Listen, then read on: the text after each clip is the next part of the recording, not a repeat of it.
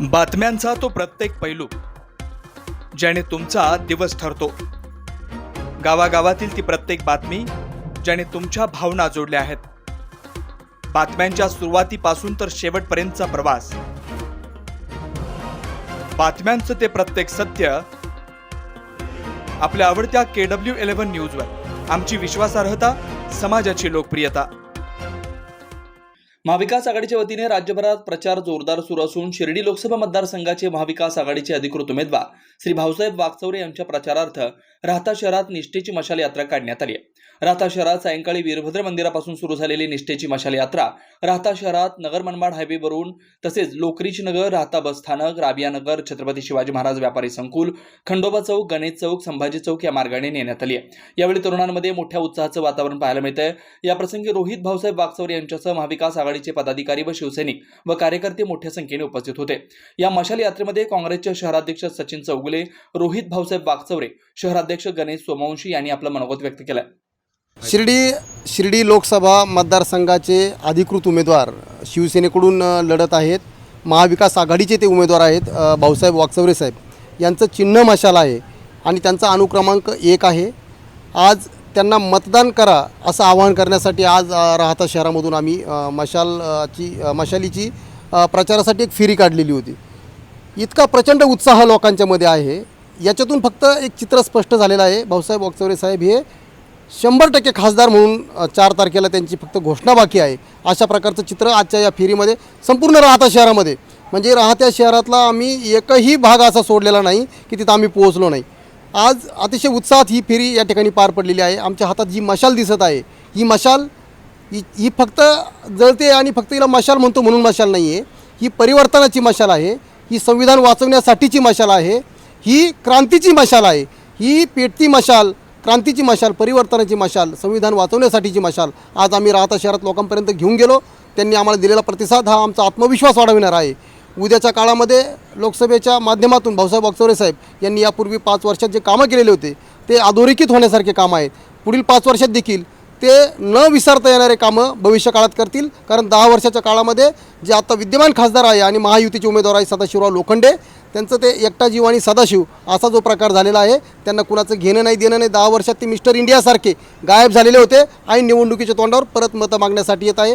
त्यांच्यासोबतची त्यांची यंत्रणा म्हणजे त्यांची जी शिवसेना आहे त्याचे पदाधिकारी कुठं त्यांच्यासोबत दिसत नाही, मूळ भारतीय जनता पार्टीचे लोक त्यांच्यासोबत दिसत नाही। याचा अर्थ त्यांनाही ते नको आहेत आणि जनतेलाही ती नको आहेत। म्हणून ही पेटती मशाल जनता पेटवेल आणि ही पेटलेली मशाल दिल्लीत जाण्यासाठी अतिशय तयारीत आहे। धन्यवाद।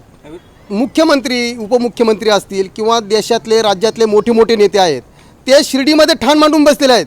याचा अर्थ सरळ आहे, त्यांना पराभव दिसत आहे। इथं लोकांनी ही निवडणूक हातात घेतलेली आहे।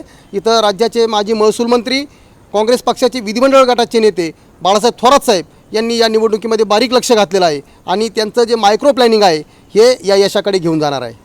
आजचा प्रचाराचा जो माहोल होता, या देशात जसं मोदी शहांनी अंधकार केला आहे तसंच अंधकार वाऱ्या आणि पावसामुळे या राहत्या शहरात झाला होता आणि अचानक या मशाली पेटल्या आणि याचा उजेड राहतेकरांना त्यांच्याकडे आकर्षित करीत होत्या।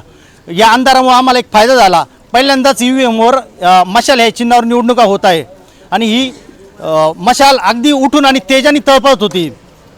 त्याच्यामुळं आम्हाला निसर्गाची या प्रचारात भरपूर साथ लाभली। वागचौरे साहेबांना आम्ही विजय करण्यासाठी पेटून उठलेला शिवसैनिक आणि पेटलेल्या मशाली घेऊन आम्ही घर टू घर, डोर टू डोर राहता शहर पूर्ण केले। प्रचंड प्रतिसाद आम्हाला राहता शहरवासियांकडून मिळाला। ते जरी असले तर एकंदरीत आज लोखंडीची परिस्थिती बघा। लोखंडेंना प्रत्येक गावात 2-5 जण विचारतात, भाऊ तुम्ही कुठं होते? त्यांच्या प्रत्येक जाणाऱ्या सभा फेल।